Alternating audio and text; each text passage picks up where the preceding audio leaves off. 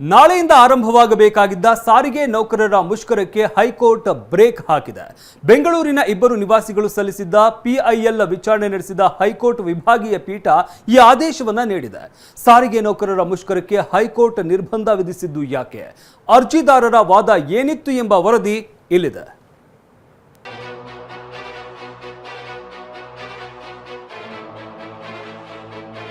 ನಾಳೆ ಬೆಳಗಾದ್ರೆ ಬಸ್ ಬರುತ್ತೋ ಇಲ್ವೋ, ಕಚೇರಿಗೆ ಹೋಗೋದಕ್ಕಾಗುತ್ತೋ ಇಲ್ವೋ, ಸಾರಿಗೆ ಬಸ್ಸನ್ನೇ ನಂಬಿದ್ದ ಜನಸಾಮಾನ್ಯರ ತಲೆಯಲ್ಲಿ ಹೀಗೆ 10 ಹಲವು ಪ್ರಶ್ನೆ, ಆತಂಕ, ದುಗುಡ ಶುರುವಾಗಿತ್ತು. ರಾಜ್ಯ ಸರ್ಕಾರಕ್ಕೂ ಸಾರಿಗೆ ನೌಕರರು ಮುಷ್ಕರ ಹೇರಿದ್ರೆ ಏನ್ ಮಾಡೋದು ಅನ್ನೋ ಟೆನ್ಷನ್ ಶುರುವಾಗಿತ್ತು. ಇದೆಲ್ಲದಕ್ಕೂ ಇವತ್ತು ತೆರೆ ಬಿದ್ದಿದೆ. ಸಾರಿಗೆ ನೌಕರರ ಮುಷ್ಕರಕ್ಕೆ ಹೈಕೋರ್ಟ್ ಅಂಕುಶ ಹಾಕಿದೆ. ಇಂಟ್ರೆಸ್ಟಿಂಗ್ ವಿಚಾರ ಏನಂದ್ರೆ, ಸಾರ್ವಜನಿಕ ಹಿತಾಸಕ್ತಿ ಅರ್ಜಿ ಹಾಕಿರೋದು ಮನೆಗೆಲಸದ ಮಹಿಳೆ ಮತ್ತು ಕಟ್ಟಡ ಕಾರ್ಮಿಕ. ಪಿಐಎಲ್ ಅರ್ಜಿದಾರರ ಬಗ್ಗೆ ಹೈಕೋರ್ಟ್ ಕೂಡ ಅಚ್ಚರಿ ವ್ಯಕ್ತಪಡಿಸಿದೆ. ನಾಳೆ ನಿಗದಿಯಾಗಿದ್ದ ಬಿಎಂಟಿಸಿ, ಕೆಎಸ್ಆರ್ಟಿಸಿ ಸೇರಿದಂತೆ 4 ಸಾರಿಗೆ ನಿಗಮಗಳ ಮುಷ್ಕರಕ್ಕೆ ಹೈಕೋರ್ಟ್ ಬ್ರೇಕ್ ಹಾಕಿದೆ. ಸುದುಗುಂಟೆಪಾಳ್ಯದ ಮನೆಗೆಲಸದ ಮಹಿಳೆ ವೇದಾವತಿ, ಲಕ್ಕಸಂದ್ರದ ಕಟ್ಟಡ ಕಾರ್ಮಿಕ ಶ್ರೀಧರ್ ಎಂಬುವರು ಸಲ್ಲಿಸಿದ್ದ ಪಿಐಎಲ್ ವಿಚಾರಣೆ ನಡೆಸಿದ ನ್ಯಾಯಮೂರ್ತಿ ಸೂರಜ್ ಗೋವಿಂದರಾಜ್ ಹಾಗೂ ನ್ಯಾಯಮೂರ್ತಿ ಕೆ ಮನ್ಮಥರಾವ್ ಅವರಿದ್ದ ಪೀಠ ಸಾರಿಗೆ ನೌಕರರ ಮುಷ್ಕರಕ್ಕೆ ಅಂಕುಶ ಹೇರಿ ಆದೇಶಿಸಿದೆ. ಸರ್ಕಾರ ಈಗಾಗಲೇ ಮಾಡಿರೋ ವೇತನ ಹೆಚ್ಚಳ, ಬಾಕಿ ಬಿಡುಗಡೆ ಹಾಗೂ ಬೇಡಿಕೆಗಳ ಪೂರೈಕೆಗೆ ಸಭೆ ಕರೆದಿರೋ ಹಿನ್ನೆಲೆ ಮುಷ್ಕರ ಸರಿಯಲ್ಲ ಅಂತ ಹೈಕೋರ್ಟ್ ಅಭಿಪ್ರಾಯಪಟ್ಟಿದೆ. ಅರ್ಜಿದಾರರ ಪರ ಹಿರಿಯ ವಕೀಲ ವಿಕ್ರಮ್ ಹುಯಿಲಗೋಳ ವಾದ: ಎಸ್ಮಾ ಅಡಿ ಜನವರಿ 1ರಿಂದ ಜೂನ್ 30ರವರೆಗೆ ಮುಷ್ಕರಗಳನ್ನು ನಿರ್ಬಂಧಿಸಲಾಗಿದೆ.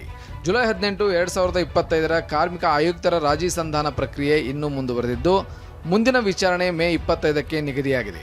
ಈ ಮಧ್ಯೆ ಮುಷ್ಕರ ನಡೆಸುವುದು ಕಾನೂನು ಬಾಹಿರ. 14 ದಿನಗಳ ನೋಟಿಸ್ ಬದಲು ಮುಷ್ಕರಕ್ಕೆ ಕೇವಲ 7 ದಿನಗಳ ನೋಟಿಸ್ ನೀಡಲಾಗಿದೆ. SSLC ಪೂರಕ ಪರೀಕ್ಷೆಗಳು ಇದೇ ಅವಧಿಯಲ್ಲಿ ನಿಗದಿಯಾಗಿವೆ. ಹೀಗಾಗಿ ಸಾರಿಗೆ ನೌಕರರ ಮುಷ್ಕರ ನಿರ್ಬಂಧಿಸಬೇಕು. ಅರ್ಜಿದಾರರ ಪರ ಹಿರಿಯ ವಕೀಲ ವಿಕ್ರಮ್ ಹುಯಿಲಗೋಳ್ ವಾದ ಆಲಿಸಿದ ಹೈಕೋರ್ಟ್ ಆದೇಶಿಸಿದ್ದು ಹೀಗೆ: ಸರ್ಕಾರ ಈಗಾಗಲೇ 12.50% ಹೆಚ್ಚಳ ನೀಡಿ ವೇತನ ಪರಿಷ್ಕರಿಸಿದೆ. ಬಾಕಿ 450 ಕೋಟಿ ಪಾವತಿಸುವುದಾಗಿ ತಿಳಿಸಿದೆ. ಬೇಡಿಕೆಗಳ ಕುರಿತಾಗಿ ಸಾರಿಗೆ ಸಂಘಟನೆಗಳೊಂದಿಗೆ ಮಾತುಕತೆ ಇನ್ನೂ ಚಾಲ್ತಿಯಲ್ಲಿದೆ. ಈ ಹಂತದಲ್ಲಿ ಮುಷ್ಕರ ನಡೆಸುವುದು ಸರಿಯಲ್ಲ. ಮುಖ್ಯಮಂತ್ರಿ ಅಥವಾ ಸಾರಿಗೆ ಸಚಿವರೊಂದಿಗೆ ಸಾರಿಗೆ ಸಂಘಟನೆಗಳು ಮಾತುಕತೆ ನಡೆಸಲಿ. ಅಲ್ಲಿಯವರೆಗೆ ಮುಷ್ಕರಕ್ಕೆ ನಿರ್ಬಂಧ ವಿಧಿಸುತ್ತಿದ್ದೇವೆ. ಹೈಕೋರ್ಟ್ ಹೀಗೆ ಆದೇಶಿಸ್ತಾ ಇದ್ದಂತೆ ಸಾರಿಗೆ ನೌಕರರು ಪ್ರತಿಭಟನೆ ಹಿಂಪಡೆದ್ರು. ನಾಳೆ ಸರ್ಕಾರಿ ಬಸ್ ಸಂಚಾರ ಬಂದ್ ಆಗಲ್ಲ. ಹೈಕೋರ್ಟ್ ಆದೇಶದ ಬೆನ್ನಲ್ಲೇ ಮುಷ್ಕರ ವಾಪಸ್ ಪಡಿತೀವಿ ಅಂತ ಸಂಚಾಲಕ ಜಯದೇವರಾಜ ಅರಸ್ ಹೇಳಿದ್ರು. ನಮ್ಮ ಏನು ಬೇಡಿಕೆ ಅದಕ್ಕೆ ಪೂರಕವಾದಂಥ ಇತ್ಯರ್ಥ ಕೂಡಲಾಗಬೇಕಾಗತ್ತೆ. ಅದು ನಂತರ ಮುಖ್ಯಮಂತ್ರಿ ಜೊತೆ ನಂತರ ಏನು ಇತ್ಯರ್ಥಕ್ಕೆ ಬರ್ತವೆ, ಆ ನಂತರ ಜಂಟಿ ಕೆಲಸ ಮತ್ತೆ ಸಭೆ ಸೇರಿ ಮುಂದಿನ ನಡೆ ಏನು ಇರಬೇಕು ಅನ್ನೋದನ್ನು ತೀರ್ಮಾನ ತೆಗೆದುಕೊಳ್ತೇವೆ. ಇವತ್ತು 25 ನಾಳೆ ಏನು ಮುಷ್ಕರ ಮಾಡಿದೆ, ಮುಷ್ಕರವನ್ನು ನಾವು ಹಿಂದಕ್ಕೆ ತೆಗೆದುಕೊಂಡಿದ್ದೇವೆ. ಇನ್ನು ಜಂಟಿ ಕ್ರಿಯಾ ಸಮಿತಿಯ ವಿಜಯ್ ಭಾಸ್ಕರ್ ಪ್ರತಿಕ್ರಿಯಿಸಿ, ಎಲ್ಲಾ ಕಾರ್ಮಿಕರಿಗೂ ಪ್ರತಿಭಟನೆ ಮಾಡೋ ಹಕ್ಕಿದೆ. ಸರ್ಕಾರ ಪ್ರತಿಭಟನೆ ತಡೆಯೋ ಪ್ರಯತ್ನ ಮಾಡ್ತಿದೆ. ಹೈಕೋರ್ಟ್ ಆದೇಶದಂತೆ ಸರ್ಕಾರ ಸಭೆ ಮಾಡಬೇಕು. ನೀವು ನಮ್ಮ ಮನವಿಗೆ ಆಸ್ಪದ ಕೊಡದೆ ಹೋಗಿದ್ದೀರಿ ಅಂತ ಆಕ್ರೋಶ ಹೊರಹಾಕಿದ್ದಾರೆ. ಮುಖ್ಯಮಂತ್ರಿಗಳ ಮಟ್ಟದಲ್ಲಿ, ಸಾರಿಗೆ ಸಚಿವರ ಮಟ್ಟದಲ್ಲಿ ಮಾತುಕತೆ ಆಗಬೇಕು ಅಂತ ಹೇಳೋದೇನೆ ನಮಗಿವತ್ತು ಇನ್ನೊಂದು ಅವಕಾಶ ಸಿಕ್ಕಿದೆ ಅಂತ ಅರ್ಥ. ಮತ್ತು ನಾವು ಸರ್ಕಾರಕ್ಕೆ ನಾವು ಕೇಳೋದು ಈ ಸಂದರ್ಭದಲ್ಲಿ ನಮಗೂ ಅವ್ರಿಗೂ ಗ್ಯಾಪ್ ಜಾಸ್ತಿ ಇಲ್ಲ. ಈಗ ಅಕಸ್ಮಾತ್ ಈಗ ನಾವು ಅವರು 12.5% ಅವ್ರು ಈಗಾಗಲೇ ಘೋಷಣೆ ಮಾಡಿದ್ದಾರೆ. ಅದು ಹೆಚ್ಚಾಗಬೇಕು ಅಂತ ಕೇಳ್ತಾ ಇದ್ದೀವಿ. ಮತ್ತು 24ರಿಂದ 15 ತಿಂಗಳವರೆಗೂ ನಮಗೂ ವ್ಯತ್ಯಾಸ ಇದೆ. ನಾವು ಈಗಾಗಲೇ ಹೇಳಿದ್ದೀವಿ, ಈ 15 ತಿಂಗಳ ಅರಿಯರ್ಸ್ ವಿಚಾರದಲ್ಲಿ ನಾವು ಪೂರ್ತಿ ಬೇಕು ಅಂತ ಕೇಳಲ್ಲ.